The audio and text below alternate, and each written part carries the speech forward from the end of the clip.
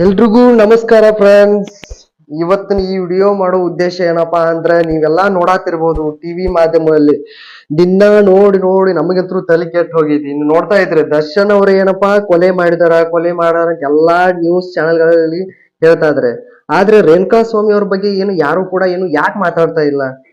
ಅವ್ನು ಯಾವ ರೀತಿ ಮೆಸೇಜ್ ಮಾಡ್ತಿದ್ದ, ಪದೇ ಪದೇ ಏನು ಫೇಕ್ ಅಕೌಂಟ್ ಮಾಡ್ತಿದ್ದಂತೆ, ಅದು ಕ್ರಿಯೇಟ್ ಮಾಡಿ ಪವಿತ್ರ ಗೌಡ ಅವ್ರಿಗೇನು ಪದೇ ಪದೇ ಮೆಸೇಜ್ ಮಾಡ್ತಿದ್ದಂತೆ. ಆದ್ರೆ ಅವನು ಪವಿತ್ರ ಗೌಡ ಅವ್ರಿಗೆ ಏನೋ ಮಾತ್ರ ಮೆಸೇಜ್ ಮಾಡ್ತಿರ್ಲಿಲ್ಲ ಅಂತೆ. ಇನ್ನೂ ಹಲವು ಸೆಲೆಬ್ರಿಟಿಗಳಿಗೇನೋ ಅವಾಚ್ಯ ಪದಗಳಿಂದ ಕಮೆಂಟ್ ಮಾಡೋದಾಗಿರ್ಬೋದು, ಮೆಸೇಜ್ ಮಾಡೋದಾಗಿರ್ಬೋದು ಮಾಡ್ತಿದ್ದ. ಹಾಗಾಗಿ ಒಬ್ಬರೇ ಇಬ್ಬರ ಸೆಲೆಬ್ರಿಟಿಗೂ ಮೆಸೇಜ್ ಮಾಡ್ತಿದ್ದಂತೆ. ಬಟ್ ರೇಣುಕಾ ಸ್ವಾಮಿ ಅವರು ಒಟ್ಟಾರೆ ಪವಿತ್ರ ಗೌಡ ಅವ್ರಿಗೇನು ಟೋಟಲ್ ಆಗಿ ಇಲ್ಲಿವರೆಗೂ 117 ಅಶ್ಲೀಲ ವಿಡಿಯೋನ ಶೇರ್ ಮಾಡಿದಂತೆ. ಹಾಗಾಗಿ ಒಂದಲ್ಲ ಎರಡಲ್ಲ 65 ವಿಡಿಯೋ 52 ಫೋಟೋವನ್ನು ಸಹ ಕಳಿಸಿದ್ದಂತೆ. ಪವಿತ್ರ ಗೌಡ ಅವ್ರಿಗೆ ಮರ್ಮಾಂಗದ ಫೋಟೋ ಕಳಿಸಿದ್ದಂತೆ ಇವನು ರೇಣುಕಾ ಸ್ವಾಮಿ. ಅಲ್ಲ, ರೇಣುಕಾ ಸ್ವಾಮಿ ಅವರು ಪದೇ ಪದೇ ಯಾಕೆ ಆ ರೀತಿ ಮೆಸೇಜ್ ಮಾಡ್ತಿದ್ನೋ ಗೊತ್ತಿಲ್ಲ. ಆದ್ರೆ ಅವನಿಗೆ ಹುಡುಗಿರ್ ಶೋಕಿ ಬಹಳ ಇತ್ತಂತೆ. ಹಾಗಾಗಿ ಪವಿತ್ರ ಗೌಡ ಅವ್ರಿಗೆ ಏನೋ ಅಶ್ಲೀಲವಾಗಿ ಕಮೆಂಟ್ ಮಾಡ್ತಿದ್ದಂತೆ ಎಂದು ಪೊಲೀಸರು ತನಿಖೆಯಲ್ಲಿನ ಹೇಳಿದಾರಂತೆ. ಆದ್ರೆ ಇಲ್ಲಿ ಒಟ್ಟಾರೆ ಹೇಳ್ಬೇಕಪ್ಪ ಏನಂದ್ರೆ, ರೇಣುಕಾ ಸ್ವಾಮಿ ಕೊಲೆ ಆಗಿದೆ. ಆದ್ರೆ ಅವನು ಮಾಡಿರೋ ತಪ್ಪಿನ ಬಗ್ಗೆ ಏನು ಯಾರು ನ್ಯೂಸ್ ಚಾನಲ್ ಯಾಕೆ ಮಾತಾಡ್ತಾ ಇಲ್ಲ? ಪದೇ ಪದೇ ಏನು ದರ್ಶನ್ ಅವ್ರನ್ನೇ ಹೋಗಿ ಟಾರ್ಗೆಟ್ ಮಾಡೋದು, ಅವರೇ ಕೊಲೆ ಮಾಡಿದಾರೆ ಅಂತ ಹೋಗಿ ಎಲ್ಲಾ ಸುದ್ದಿ ಮಾಡೋದು, ಬೇರೆದೆಲ್ಲ ಬೋಗಸ್ ಮಾಧ್ಯಮಗಳಲ್ಲಿ ಪ್ರಚಾರ ಮಾಡೋದಾಗಿರ್ಬೋದು. ಆದ್ರೆ ಒಂದ್ ಹಂತಕ್ಕಂತೂ ಹೇಳ್ಬೇಕಂದ್ರೆ ರೇಣುಕಾ ಸ್ವಾಮಿ ಅವರಂತೂ ಹತ್ಯೆ ಆಗಿದೆ, ಅದು ಒಂದ್ ಸೈಡ್ ಇಟ್ರೆ. ಆದ್ರೆ ಇನ್ನು ಆರೋಪಿ ಅಂತ ಕಸ್ಟಡಿ ತಗೊಂಡಾರ ಬರ್ತು, ಅವ್ರನ್ನ ಅಪರಾಧಿ ಅಂತ ಏನು ಪ್ರೂವ್ ಆಗಿಲ್ಲ ದರ್ಶನ್ ಅವ್ರ ಮೇಲೆ. ಹಾಗಾಗಿ ಇನ್ನೂ ಅದನ್ನು ಸ್ಟೇಟ್ಮೆಂಟ್ ಬರಬೇಕು.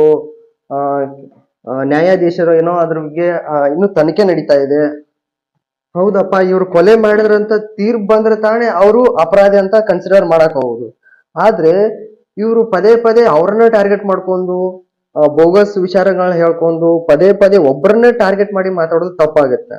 ಆದ್ರೂ ಸಹ ಇಲ್ಲಿವರೆಗೂ ಕೆಲವೊಂದಿಷ್ಟು ಯೂಟ್ಯೂಬ್ ಚಾನಲ್ ನೋಡಿದೆ, ಕೆಲವೊಂದಿಷ್ಟು ಜನ ಏನ್ ಮಾಡಿದಾರೆ, ಅವರು ರೇಣುಕಾ ಸ್ವಾಮಿ ಅವರ ಬ್ಯಾಂಕ್ ಅಕೌಂಟ್ ಅನ್ನ ಸ್ವಲ್ಪ ಎಲ್ಲ ಕಡೆ ಶೇರ್ ಮಾಡ್ಕೊಂಡು ಪದೇ ಏನು ಪ್ರತಿಯೊಬ್ಬರು ಡಿ ಬಾಸ್ ಫ್ಯಾನ್ಸ್ ಆಗಿರ್ಬೋದು ಮತ್ತು ಕರ್ನಾಟಕ ಜನತೆ ಆಗಿರ್ಬೋದು ಅವ್ರ ಫ್ಯಾಮಿಲಿಗೆ ಎಷ್ಟು ಸಹಾಯ ಆಗ್ಬೇಕಲ್ಲ ಅವ್ರ ಅಕೌಂಟ್ಗೆ ದುಡ್ಡನ್ನ ಹಾಕಿ, ಅದಾದ ಬಳಿಕ ಅವ್ರ ಕೈಯಿಂದ ಎಷ್ಟು ಸಾಧ್ಯ ಆಗುತ್ತಲ್ಲ ಅವ್ರ ಕುಟುಂಬಕ್ಕೆ ಹೋಗಿ ಹಣವನ್ನ ತಲುಪಿಸೋದಾಗಿರ್ಬೋದು, ಒಂದು ಒಳ್ಳೆ ಕೆಲಸ ಮಾಡ್ತಾ ಇದಾರೆ ಫ್ಯಾನ್ಸು ಕೂಡ. ಆದ್ರೆ ಈ ಮಾಧ್ಯಮದವ್ರು ಏನಪ್ಪಾ ಅಂತಂದ್ರೆ, ಈಗ ನೋಡಿರ್ಬೋದು ದರ್ಶನ್ ಅವ್ರನ್ನೇ ಪದೇ ಟಾರ್ಗೆಟ್ ಮಾಡೋದು, ಅದು ಏನೋ ಇಲ್ಲಾರ್ದನ್ನ ಇದ್ದದ್ದನ್ನ ಹಾಗೆ ಕ್ರಿಯೇಟ್ ಮಾಡ್ಕೊಂಡು ಜನರನ್ನ ಬಿಂಬಿಸಿ ದರ್ಶನ್ ಅವ್ರನ್ನ ಎಲ್ಲರ ಕಣ್ಣಲ್ಲಿ ಕೆಟ್ಟವರನ್ನಾಗಿ ಮಾಡಿ, ಕೆಲವರು ಹೇಳ್ತಿರ್ಬೋದು, ಕಮೆಂಟ್ ಮಾಡ್ತಿರ್ತಾರೆ ಕೆಲವರು, ದರ್ಶನ್ ಅವರು ಆ ರೀತಿ ಇದ್ದಾರೆ, ಅವ್ರ ಫ್ಯಾನ್ಸ್ ಈ ರೀತಿ ಇದ್ದಾರೆ. ಬಟ್ ಅದೆಲ್ಲ ಅವ್ರದೇ ಆದಂತ ಒಂದು ಫ್ಯಾನ್ ಬೇಸ್ ಇದೆ.